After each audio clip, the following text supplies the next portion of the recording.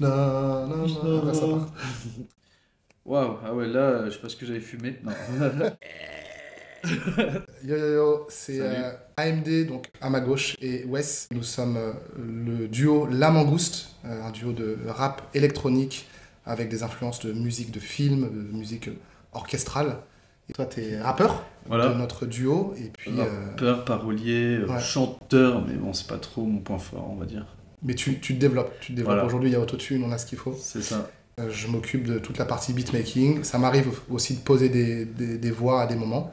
Mais grosso modo, je m'occupe de toute la partie instrumentale. Aujourd'hui, on va vous présenter notre tout nouveau son qui s'appelle Necromancia.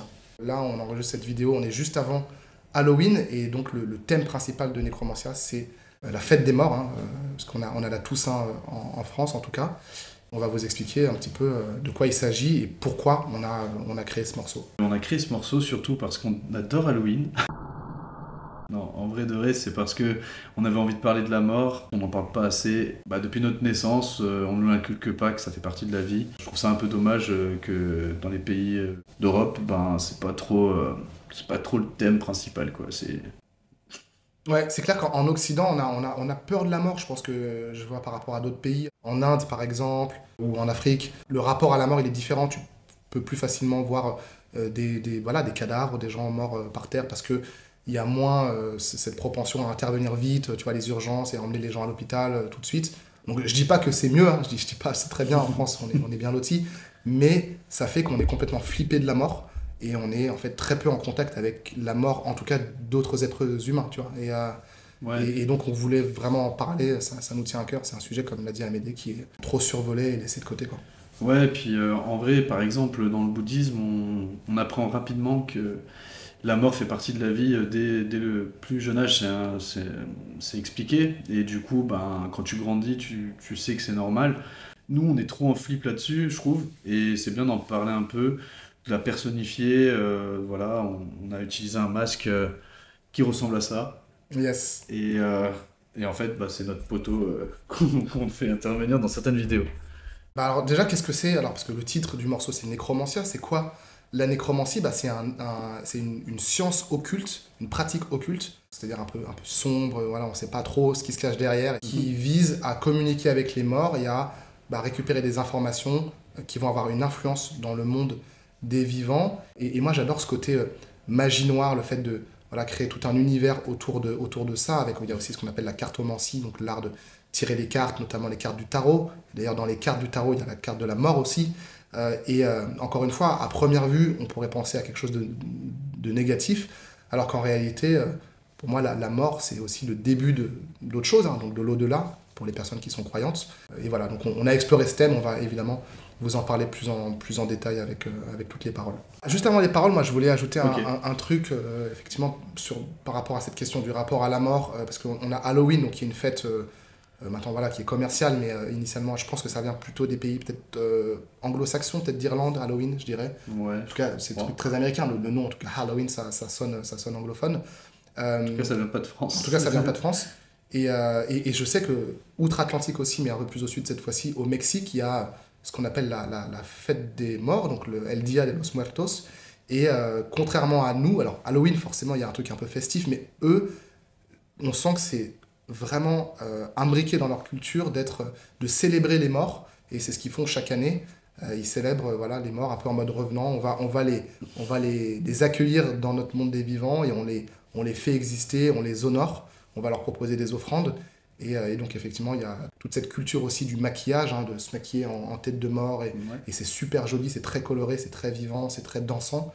Et c'est alors c'est un peu paradoxal parce que vous allez voir que Necromancia c'est quand même un peu voilà Un- un peu flippant, un peu voilà ouais, un un peu la peu. mort qui te hante, on va y revenir après, Ouais, même les démons, mais même. ouais, les démons exactement, mais en tout cas le fait de personnifier la mort et ou les morts, c'est encore une fois notre objectif derrière, c'est de changer notre rapport à ça, de dédramatiser. Je pense que l'idée, c'est aussi derrière la philosophie, hein, il y a aussi même un petit peu, on pourrait aller sur des débats philosophiques, Ouais. c'est de... Enfin, d'ailleurs, c'est ce qu'on dit, la philosophie, c'est apprendre à mourir. Et donc, apprendre à mourir pour mieux vivre Ça le vit temps qui nous est pleinement. imparti. Exactement. Ouais. Parce qu'on a quelques dizaines d'années sur Terre, peut-être un peu plus de 100 ans pour les plus chanceux. Ouais, Mais c'est. En tout cas, on n'est pas infini, et donc on doit apprendre à accepter ça. Ouais. Et on s'est dit, bah voilà, pourquoi pas aborder frontalement le thème de la mort pour mettre les deux pieds dans le plat et tous en rire ensemble et l'accepter et profiter d'autant plus de l'instant présent, quoi. Et Wesley, tu savais que je m'étais tatoué une Katrina parce que justement, je kiffe du moins déjà le tatouage en lui-même, Ok. mais aussi sa signification. Et il faudrait que je te la montre. Ben vas-y, Mais, montre. Ce qui est un peu relou, c'est qu'elle est sur ma cuisse. Vas-y. Désolé Monte un pour peu tout ta ça. jambe au niveau de Bon, bah, ça va être un peu olé olé tout ça. Hop, voilà. Donc voilà, voyez cette tête, tu peux remonter un peu plus, mais voilà, on va zoomer Je sais dessus. pas trop. Petite Katrina. Bon, voilà. Et Bah alors l'analyse des paroles, c'est parti. juste, Donc c'est Amédéa qui a écrit les paroles, quasiment toutes les paroles des couplets, et C'est puis moi. le refrain, c'est plutôt moi, on l'a fait ensemble, je crois, le refrain. c'est lui. Je voulais juste ajouter Ouais. un petit truc donc sur l'histoire en général. C'est en fait, en vrai de vrai, ça parle des démons qu'on a à l'intérieur et d'un mec qui est sur le point de crever, qui voit la mort mais qui arrive à s'enfuir. En fait, qui juste son cœur se remet à battre et qui continue sa vie et qui se dit tiens bah je vais peut-être faire autre chose, je vais peut-être prendre ma vie en main pour une fois. Allez, Mortel, même, j'ai envie de dire. ta blague elle tue. Là-dessus.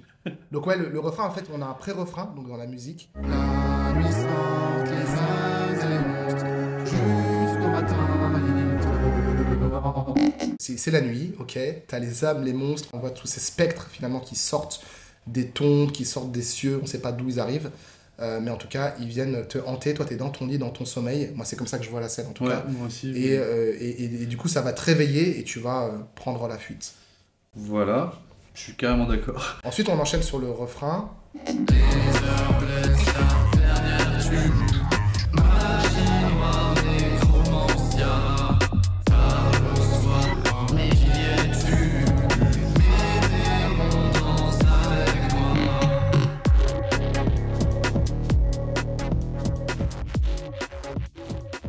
Ça me tenait vraiment à cœur d'écrire ces paroles-là. Les premières phrases, c'est « Les heures blessent, la dernière tue ». Ça vient d'une locution latine qui est la suivante. Je vais essayer de dire avec l'accent latin, même si c'est une langue morte. C'est « Vulnerant omnes, ultima necat », qui veut dire « Toutes les heures blessent, la dernière tue ».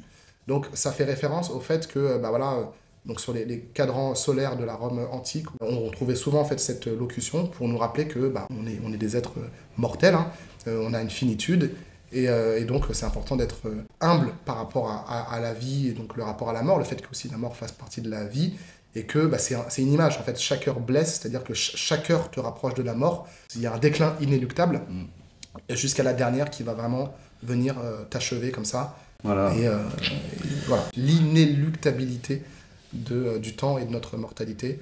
Et je trouvais ça puissant en fait de commencer le refrain par ces mots. T'as traduit ça du coup d'une langue morte, ça Mhm. tombe bien avec le thème pour Halloween. C'est ça. Et après la suite, si tu veux enchaîner, donc après on parle de magie noire, nécromancia. Donc là, ça sera avec la langue vivante. Ouais. Tard le soir, mais qui es-tu, mes démons dansent avec moi. Bah, en fait, ça résume un peu toute l'histoire, Ouais. quoi, tu vois, genre. Le C'est parti. couplet. Donc le premier couplet, c'est parti, on va vous l'expliquer. Au clair de lune, elle charme avec les mots. Tu peux y laisser des plumes, ça donne froid dans le dos. Elle t'invite à suivre la marche funèbre. Les murs sont fabriqués de crânes célèbres. Donc là, en gros, tout simplement, c'est un peu pour ancrer le décor. C'est comme si tu imagines un rêve. Ça commence, tu as la lune, quoi. Tu vois les loups-garous, il fait nuit, t'es dans un cimetière. D'un coup, pam, t'es téléporté en fait dans les catacombes de Paris. Là, t'es face à la mort. C'est une petite mise en garde, en gros. Tu vois, genre, attention, voilà, ça démarre. Elle t'invite à suivre la marche funèbre. Les murs sont fabriqués de crânes célèbres. En gros, c'est un peu un cauchemar qu'il est en train de faire, en train de subir, ou un gros bad, tu vois, un gros bad. T'es tombé dans son piège ensorcelé. Elle joue avec les morts comme aux osselets. La vie n'est que chimère, mais comment tout savoir? Elle est fourbe, elle te trompe d'illusion, c'est son devoir. Et là, en fait, elle joue avec les morts comme les osselets. Et ben, en gros, là, c'est vraiment la mort Personnifié. personnifiée. Donc là, dans son rêve, il est face à la mort, quoi. Mais en gros, c'est vachement imagé. Et il quoi. voit que la mort, elle joue en fait avec Des cadavres qu'elle Ouais, ressuscite. C'est assez sombre. Hein. C'est Elle assez ressuscite entre guillemets des squelettes. Ouais, bon, ouais. Elle invoque plutôt des squelettes. Et lui, il commence vraiment à baliser, tu vois. sombre. Donc, après, elle dit, dans la terre, elle prépare ton lit si précieux. Es-tu prêt pour ton départ à ton voyage dans les cieux? Bah, là, elle a juste préparé ton tombeau, quoi. Voilà, c'est ça. Et en gros, elle attend que tu y passes, quoi, que tu trépasses. Dans la terre, elle prépare ton lycée précieux. Et tu prêt pour ton départ à ton voyage dans les cieux. Sans même savoir quand viendra ton heure. Elle s'approche dans le noir et sans battre ton cœur. Alors tu cours, effrayé par la peur. Tu cries au secours, à bout de souffle, c'est la terreur. Bientôt sous terre, les mains en sueur. T'es la victime face au tueur. Waouh, ah ouais, là, je sais pas ce que j'avais fumé. Non. Donc, ouais, en gros, elle, c'est un kiff parce que ton cœur, il bat. Et moi, je suppose, bon, après, je connais pas la mort réellement, hein, mais je suppose qu'elle n'a pas de cœur. Du coup, c'est un peu jouissif pour elle parce qu'elle sait qu'elle va bientôt t'achever et que ton cœur va s'arrêter. Et ensuite, toi, tu essaies de prendre la fuite. Alors, tu cours, effrayé par la peur. Tu cries au secours, à bout de souffle, c'est la terreur. Bientôt sous terre, les mains en sueur. T'es la victime face au tueur. Franchement, c'est QFD, quoi. Tout est... Ouais, là, c'est plutôt simple. Couplet numéro 2, c'est parti. Tu veux partir en paix, mais les démons te guettent. Tu te mets à ramper, y'a ton cœur qui s'arrête. Tu voudrais respirer, mais tu vas disparaître. T'aimerais t'échapper, mais tu cours à ta perte. En gros, le deuxième couplet, c'est comme si en soi, il y a eu quelques scènes qui se sont passées, il s'est peut-être débattu, il a peut-être fait ce qu'il pouvait, mais les démons sont sortis, sont venus, l'ont attrapé, l'ont mis à terre, et là, en gros, il est en stress total. Sachant qu'en gros, les démons, c'est plus ces démons intérieurs qui essaient de lutter pour sa survie, mais à la fois qui dansent avec la mort, parce que la mort peut les contrôler, du moins, c'est un peu l'imagination que j'ai à ce niveau-là. Tu vois ta vie qui défile, le flashback dans ta tête. Tu fonces vers la lumière, mais tu penses à ta quête. C'est le bout du tunnel, mais la vie te rappelle. De l'air dans les poumons, tu entends le rituel. Les poignets ligotés, tu te débats sans cesse. Allongé sur le sol, les flammes éclairent la pièce. T'es dans les catacombes, faut que tu partes en vitesse. Au lointain, sous les ombres, les démons se manifestent. Donc voilà, c'est le début de la fin, ça continue pas. Ça y est, là, il est en train de crever tout simplement. Donc du coup, il voit la lumière au bout du tunnel, mais je crois que c'est ce qui va arriver. Et en gros, il voit son flashback de sa vie, en mode acteur principal, et ça y est, c'est la fin, quoi. Il se dit, c'est terminé. Sauf que là, rebondissement de ouf à la fin, et d'un coup, on sait pas comment. Alors tu défais tes liens et reprends tes esprits. T'attrapes, jette le grimoire dans le feu, t'es en vie. Tu cours dans les couloirs, tu recherches la sortie. Tu es enfin dehors, loin de la sorcellerie. Jusqu'au matin, Comment ça se passe, ce revirement de situation? Qu'est-ce qui s'est passé dans ta tête? En gros, il a réalisé finalement que il dormait, quoi, et que en gros, il est mort dans son rêve. D'accord. Et qu'il a réussi en fait à s'échapper tout simplement, donc à se réveiller en gros. À se réveiller, ouais. Mais on peut le voir aussi d'une autre manière, on peut le voir du style, en gros, il a réussi à trouver un moyen de retirer ses liens, toutes ses entraves en fait. Et il a réussi à taper le meilleur sprint de sa vie, et puis peut-être que la mort ne voulait pas de lui aujourd'hui, et qu'elle a vu, suite à son acharnement, parce qu'il a lutté pour sa vie, qui s'est reparti en fait, bam. C'était pas son jour, quoi. Voilà, c'était pas son jour. Donc voilà, c'est tout pour ce morceau Necromancia, qui sort donc le 31 octobre 2024 à 23h59 et 59 secondes, je précise, parce qu'il y a vraiment cette notion de les heures blessent, la dernière tue, donc la dernière seconde. En réalité, il sort le 1er novembre à minuit. C'est la Toussaint, pile poil, la fête des morts. On espère que vous l'avez kiffé, que vous allez le kiffer. Et voilà, c'est cool, c'est notre univers La Mangouste qu'on développe, quoi. Si vous ne voulez pas vous faire hanter par la mort, je vous conseille d'aller télécharger notre son qui sera disponible sur toutes les plateformes. On l'oublie pas, il est avec nous. Necromancia, mon gars. Necromancia. On se retrouve dans une prochaine vidéo pour parler. Merci les copains. D'un prochain son. Voilà, ciao, ciao. Ciao.